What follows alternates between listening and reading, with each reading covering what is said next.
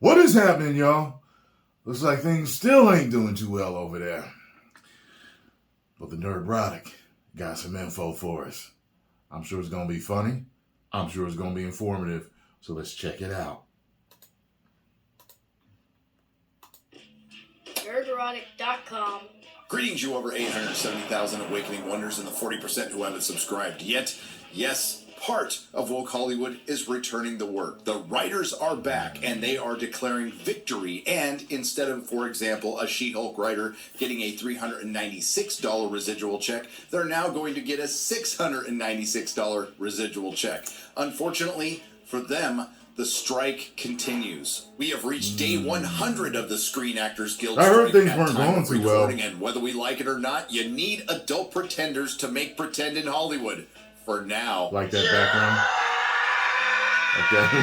First, I think we should all collectively thank the Writers Guild of America for keeping the late night talk show hosts that was like a CGI. I saw that before. For months. But all good things come to an end, and they have returned. But not all of them. Making a good case that there is a God and that he has a sense of humor, fully boosted late night talk show host Stephen Colbert has yet to return thanks to the coof. And the problem with Jon Stewart has been canceled. Problem solved. The strike has also given a company like Disney Marvel a chance to be embarrassed by what they put into production. Delaying Echo again, although not far enough. Agatha, whatever it's called now. And Ironheart past the next presidential election. Don't give a damn about Ironheart. Canning 8 fully shot episodes of Daredevil and firing their writers and directors. I would love to see that. that. The real bad news, aside from the late night talk show hosts returning, is Amazon managed to complete the Rings of Power Season 2. You had one job, Hollywood unions. And once again, YouTube content creators are missing the wisdom we get from adult pretenders on the red carpet and during press tours. Weird. But the Film Actors Guild strike was supposed to be over by now. What happened? Apparently talks were going pretty good until they weren't. When the nanny and her brood of collectivists decided to put a 57-cent per subscriber levy on all streaming services. We spent hours and hours with SAG-AFTRA over the last few weeks, and we were actually very optimistic that we were making progress. But then at the very end of our last session together, the Guild presented this new demand that kind of on top of everything for a per subscriber levy, unrelated to viewing or success. And this really broke our momentum, unfortunately. And that money would go to, you guessed it, filling the coffers so PC of the unions. And nice how he so said, of course the talks with the AMTPT, which I call the armpit, broke down, and then the armpit walked out. But the nanny and her kooky coven of communists weren't done there. They decided to follow up that with regulating Halloween costumes of the union members, leading them to get roasted by their own union members, including Ryan Reynolds, who said this: "I look forward to screaming scab at my 8-year-old all night. She's not in the union, but she needs to learn." And former SAG-AFTRA president Melissa Gilbert, who said, "This is the kind of silly that keeps us on strike. Let's enact a policy that makes us look petty and incompetent all at the same time," which it does. This led to a response from the Film Actors Guild, not to walk it back, but to clarify. It does not apply to anyone's kids. Yet. Now, I wouldn't be surprised if there were other last-minute demands, including increased rehab benefits, a guarantee that none of their coke will be cut with fentanyl, and a 69-cent levy against any subscriber of a YouTube channel that uses any of the cringe political statements of an adult pretender against them. I've also heard from some sources that maybe the voices Someone send me a link. The actor's request of immortality is back on the table. So, things aren't looking so good for the actors right now. As a matter of fact, they're so bad that George Clooney and a group of A-list actors offered to pay off their own union so they could go back to work. And we'll get to that, but if you recall my last strike video, we discussed an actor who had to do gardening in his rent-controlled apartment building to make up for the rent he couldn't pay. And my only question at the time was, why don't you do what the rest of us do when we lose our job? Find another one. Well, apparently, that's starting to happen. From the New York Times, as the strike wears on, actors turn to a familiar fallback job. The Hollywood cliche of performers working as servers. I was going to say, when are they going to start back? Waiting tables? While that was in New York, things are much worse in LA. How much Los Angeles' film and TV production fell amid strikes. The 3-month period from July to September saw 5,000 311 shoot days in the area, which represents a roughly 41% decline from the same quarter last year. In other words, things have been going downhill in woke Hollywood prior to the worst time strike in history, and again, this wasn't a strike, it was a purge. Contract disputes were not the sole cause of the downward trend, as overall, on-location filming in the region has been continuously in decline since 2021. So as we approach big woke Hollywood being shut down for almost 6 months, all of this may have led to the Film Actors Guild doing something the Writers Guild of America didn't. Break. George Clooney, Scarlett Johansson, Tyler Perry, and other restless A-list actors pressure SAG-AFTRA to get a deal. So much for solidarity. A group of A-list actors is adding pressure on the Film Actors Guild leadership to find a way to resolve the actors' strike. George Clooney, Tyler Perry, Scarlett Johansson, and others held a Zoom meeting on Tuesday afternoon with the nanny, the president of SAG-AFTRA, and Duncan Crabtree Ireland, the union's executive director, and a man with a hyphenated last name. Though the tone had been described as supportive, the actors did not call the meeting merely to express support. According to several sources, the A-listers represent significant discontent within the guild that talks have broken down, and they are looking for a path to restart negotiations and end the strike. Now, we wouldn't want George Clooney or Scarlett Johansson to have to sell one of their restaurants or mansions, or worse yet, not get attention for another month. But to be fair to Tyler Perry, at least he employs hundreds of people, but none of them are wrong. They do need to end this, and publicly embarrassing your union is something I'm completely for, which probably led to the immediate response from the nanny shooting this down and sounding like she's talking to children, because she is. Hey everybody, it's me, Fran Drescher, your SAG-AFTRA president. And I wanted to just clarify a few things for you because there's been a lot of confusion in the press today. So I'd like you to hear it direct from me. She's talking where so we're at. The suggestion that we take the caps off of the dues so that the highest paid members can contribute more. And although that's extremely generous, and we accept that graciously, that does not impact the contract that we're striking over whatsoever. We are a federally regulated labor union, and the only contributions that can go into our pension and health funds must be from the employer. So what we are fighting for in terms of benefits has to remain in this contract. And that's kind of apples and oranges, just so everybody understands that. For more context, we'll head over to Puck News, which is behind a paywall, but don't worry, I'll read it so you don't have to. This is from Matthew Bellani, who's usually on the side of the unions, and again, as far as my side is concerned, I'm Treebeard. I am on nobody's side. Because nobody is on my side. I guess I should say we are Treebeard, considering we're the paying customers within a culture that's been completely divided through the fortification of an entertainment industry that used to entertain, but now wants to socially engineer. Anyway, the $150 million gesture from George Clooney and his A-listers was just that. A gesture that the union was never going to take seriously because it takes a lot more to pay them off. This is like super well-intentioned and stuff, and we really appreciate ideas from all of our members, but it doesn't really solve the problem, says the man with the hyphenated last name, Crabtree Ireland. Except it does kind of solve the problem for us because it keeps woke Hollywood on strike. Never knew men had and quite hyphenated frankly, last the names. strike has been the most continuously entertaining thing Hollywood has put out in years. But once again, Clooney and his A-listers' gesture did not solve the problem. It created another one. It made the union look really bad. It's also clear from these moves that the top earners and even the dwindling middle class of working actors are super frustrated with the stalemate. They took the summer off. Fine. Now they're losing a second movie or a new season of their lucrative show.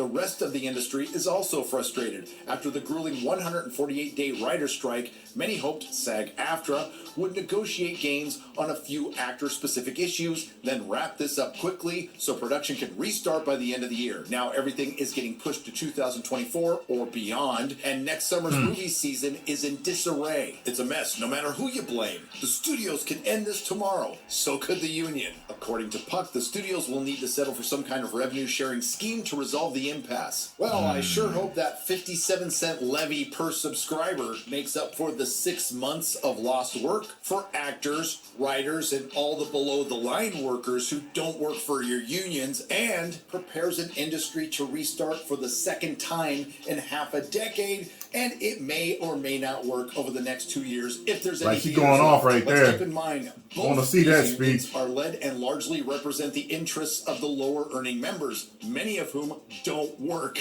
Yet the burden of the walkout falls on the middle and high earners, as well as the rest of the adult pretending community that will not see any financial benefit from a deal. Remember, only 14% of the Film Actors Guild members make at least $26,470 a year annually to qualify for health care coverage, according to the union. A Times trend piece about actors returning to restaurant jobs during the strike was a head-scratcher, because most actors already had other jobs before the strike. At least they get to be striking actors now. That's rather a than small unemployed percentage. actors, and there's less incentive to make a deal. Unfortunately, thanks to the strike, there's going to be a lot more unemployed actors and writers, but the ones who are left are probably going to get a good deal. So after A-listers like George Clooney and Emma Stone tried to pay off their own union to end the strike, and after that embarrassment, the Film Actors Guild decided to double down and ban their members from wearing Halloween costumes, it's no surprise that the Screen Actors Guild has decided to resume talks with the producers. And maybe, just maybe, some members of all sides have noticed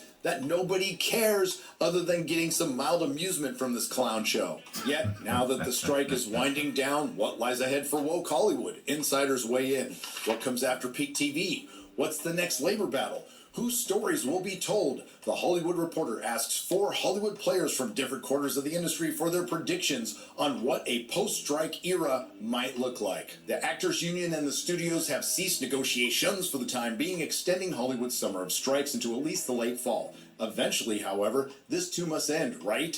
And while the town will breathe a much-needed sigh of relief, when that happens, the tensions and problems that led the industry to the breaking point have not gone away. The contraction of production, the end of peak TV, the uphill battle for theatrical, and the coming fights over artificial intelligence, the lack of talent producing low-quality content due to their slavish adherence to the message, polluting some of our favorite stories and characters with intersectionalism and identity politics. Oh wait, they didn't mention that. These issues will haunt the entertainment industry for years to come. The Hollywood Reporter talked to 4 people: Noah Hawley, a showrunner; Gina Prince, all these decisions are director; going to haunt Teamsters boss Lindsay Doherty; and producer Mikey Lee. And quite frankly, the only one who made sense was Noah Hawley, the former showrunner of Legion and Fargo.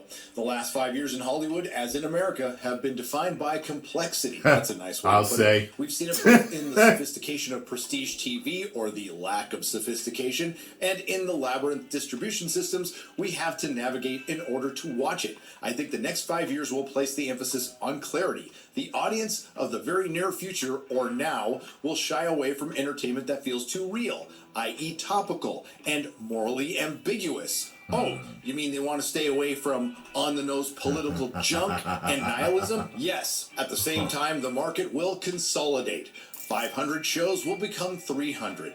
10 streamers will become 5, with fewer shows and films to watch. Hey, WGA, how does that strike victory feel now? Stars will become more meaningful in attracting audiences, with celebrity offering its own kind of clarity. Well, see, there's the problem. The era of the movie star is over, thanks to social media, because the mystery is gone and we got to know him. Gotta give credit to Noah Hawley, though. It sounds like he's a realist and he's making sense. In this new phase of the business, viewers will gravitate towards stories that make sense to them, not ones where the imagined world, like our real one, is divided and hard to fathom. Translation: oh shit, we better bring back escapism. Turns out people really don't want to hear some rich, biased, empty-headed adult pretender using they, them, his or her platform to about the injustices of the world, all while promoting their multi-million-dollar fantasy series whose source material was usurped and then turned into a platform that about the injustices of the world. The rest of this article is Hollywood speak gobbledygook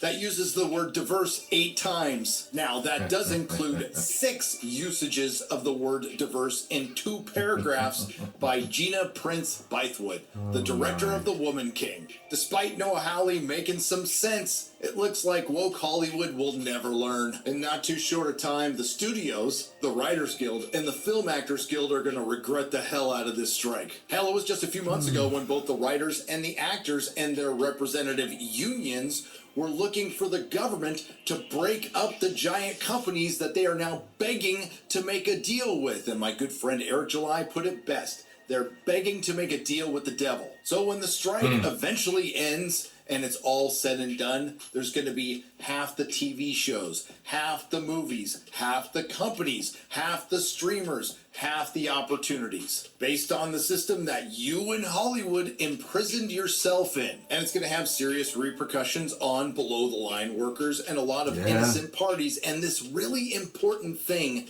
that Hollywood needs.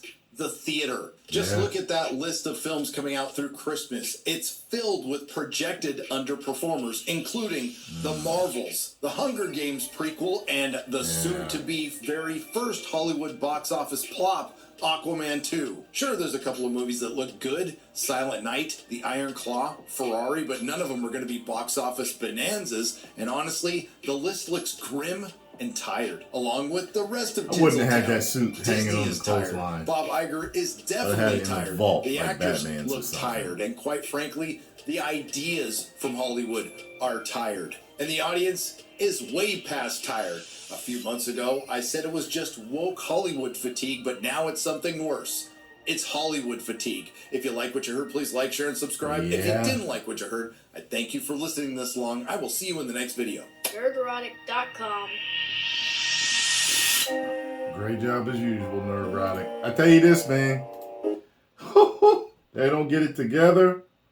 Whole lot of people ain't gonna be working. They already ain't working.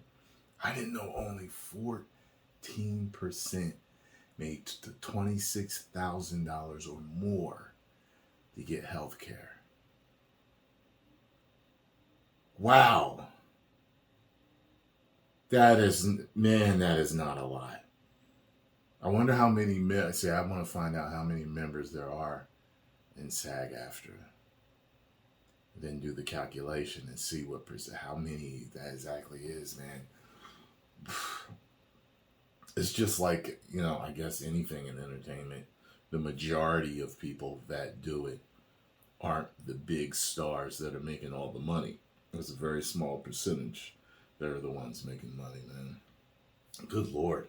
Well, Lord. They can all start YouTube channels.